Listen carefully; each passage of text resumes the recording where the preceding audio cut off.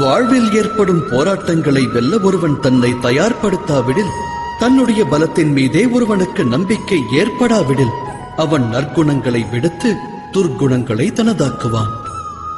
அதாவது மனிதனுடைய இருதயத்தில் ஆன்ம நம்பிக்கையானது களைந்தெறியப்படும் போது வாழ்வில் சங்கடம் பிறக்கிறது.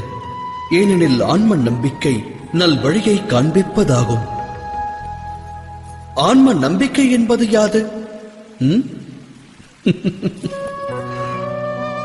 ஒருவன் வாழ்வில் தோன்றும் போராட்டமானது தன்னை பலமிழக்கச் செய்யும் என்றெண்ணினால் அவன் ஆன்ம நம்பிக்கை இழந்தவனாகிறான்.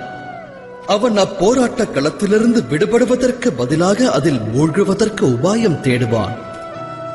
ஆனால் அப்போராட்டம் தனக்கு பலத்தை தரும் என்று ஒருவன் எண்ணுவானேயானால், தேகத்திற்கு கடின தேக பயிற்சி வலுவூட்டுவதைப் போல வாழ்வின் ஒவ்வொரு போராட்டமும் அவனை உற்சாகமடையச் செய்யும்.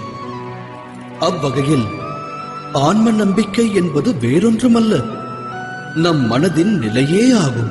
எதிர்கால வாழ்விற்காக பல வழிகள் இருக்கலாம், ஆனால் நல் வழியை காண்பிப்பதே ஆன்ம நம்பிக்கையாகும். சிந்தித்து செயலாற்றுங்கள்.